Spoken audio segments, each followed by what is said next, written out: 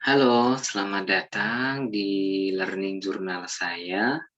Saya Muhammad Humaidi, peserta CPNS golongan 2 Kementerian Pertahanan tahun 2021. Kali ini saya akan membahas materi mengenai nilai-nilai dasar dari PNS, yaitu etika publik. Kita lanjut. Oke.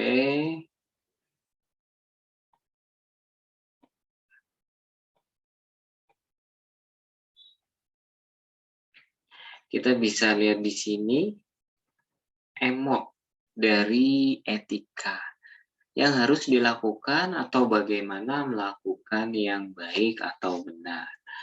Yaitu kita bisa lihat gambarnya emot, baik, senyum, buruk, cemberut, kemudian benar tertawa, salah itu merengut ya, marah.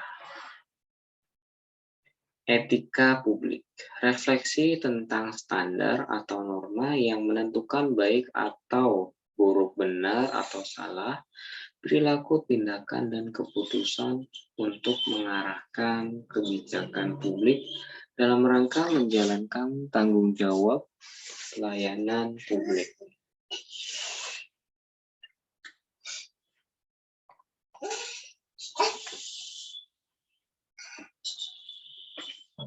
Integritas publik menuntut para pemimpin dan pejabat publik untuk memiliki komitmen moral dengan mempertimbangkan keseimbangan antara penilaian kelembagaan, dimensi-dimensi pribadi, dan kebijaksanaan.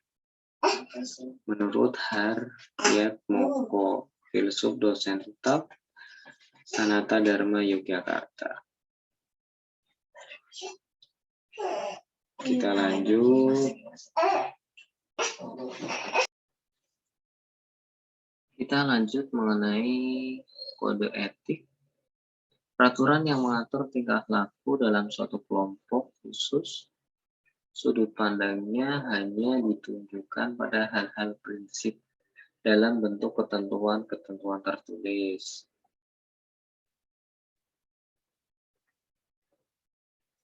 Kemudian prinsip-prinsip aparatur sipil negara pasal 3 yaitu yang pertama nilai dasar, kedua kode etik dan kode perilaku, komitmen, integritas moral, tanggung jawab pada pelayanan publik, kompetensi yang diperlukan sesuai bidang tugas, kualifikasi akademik, jaminan perlindungan hukum dalam melaksanakan tugas, profesionalitas jabatan.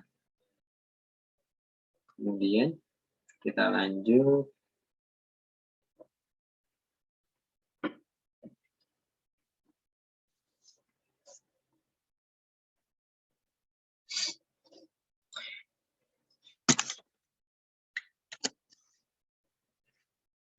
Nilai 15 nilai dasar etika publik Undang-Undang ASN pasal 4. Yang pertama, memegang teguh ideologi Pancasila. Yang kedua, setia dan mempertahankan Undang-Undang Negara Republik Indonesia tahun 1945 serta pemilu yang sah. Yang ketiga, mengabdi kepada negara dan rakyat Indonesia. Yang keempat, menjalankan tugas secara profesional dan tidak berpihak.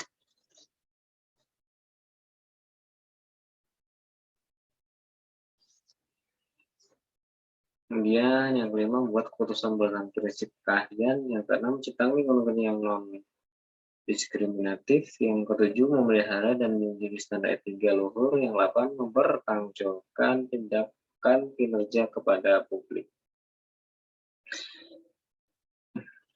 Selanjutnya, memiliki kemampuan dalam melaksanakan kebijakan dan program pemerintah, memberikan layanan kepada publik secara jujur, tanggap cepat, tepat, akurat, berguna, berhasil guna, dan akur. Kita bisa lihat sampai 15 ya, teman-teman. Kemudian 12 kode etik dan kode perilaku. Yang pertama, melaksanakan tugasnya secara jujur, melaksanakan tugasnya secara cermat dan disiplin, melaksanakan tugas sesuai dengan peraturan perundang-undangan, Melayani dengan sikap hormat, sopan tanpa tekanan, melaksanakan tugas sesuai dengan perintah atasan, sejauh tidak bertentangan dengan peraturan perundang-undangan, menjaga kerahasiaan yang menyangkut kebijakan negara. Berikutnya, sampai 12, menggunakan kekayaan dan barang miliknya secara bertanggung jawab, menjaga agar tidak terjadi konflik, memberikan informasi secara benar, tidak menyalahgunakan informasi, mengunggah untuk menilai dasar ASN, melaksanakan ketentuan perundang-undangan mengenai disiplin pegawai ASN. Kita bisa lihat dari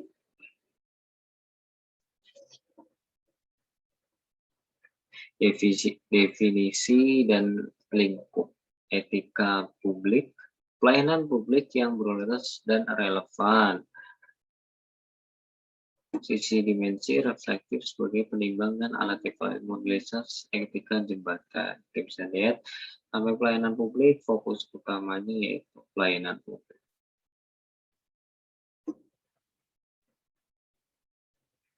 Dimensi etika publik, ya, dimensi pendidikan publik, dimensi kualitas pelayanan publik, dimensi modalitas. Etika publik, moral dalam etika publik menuntut lebih dari kompetensi teknis karena harus mampu mengidentifikasi masalah-masalah konsep ketika yang khas dalam pelayanan publik. Kita bisa lihat dimensi modalitasnya itu akuntabel, transparan, netral.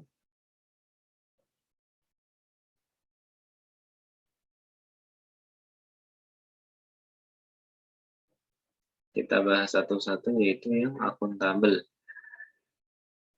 Pemerintah harus mempertanggungjawabkan secara moral, hukum, dan politik atas kebijakan dan tindakan-tindakannya kepada rakyat. Pada prinsipnya ada 3 aspek dalam akuntabilitas.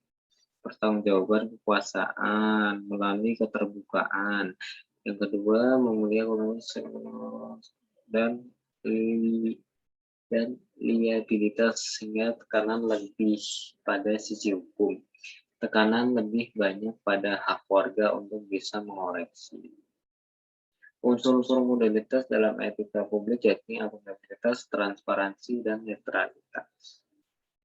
Kita bisa lihat transparan. Kata kuncinya yaitu memberikan informasi yang relevan atau laporan terbuka terhadap pihak luar atau organisasi sendiri. Netral. Kuncinya dari netral itu yaitu memusatkan segala perhatian, pikiran, tenaga, tugas yang diberikan, dilarang angka atau pengurus partai politik. Kita harus netral, tidak pengaruh terhadap partai tertentu.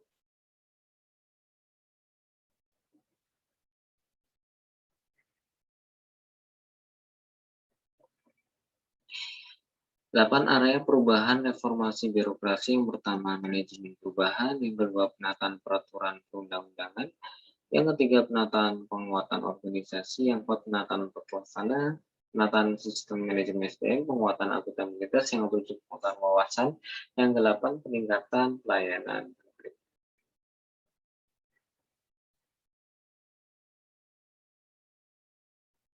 Oke, kita lanjut. Untuk bentuk kode etik dan implikasinya. Kita akan mempelajari pentingnya etika dalam urusan. Yang kedua, penggunaan kekuasaan. Yang ketiga, konflik kepentingan. Yang keempat, sumber-sumber kode etik dan bagi ASN.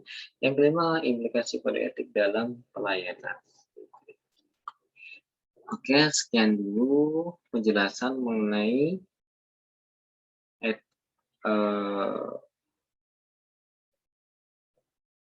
apa ini?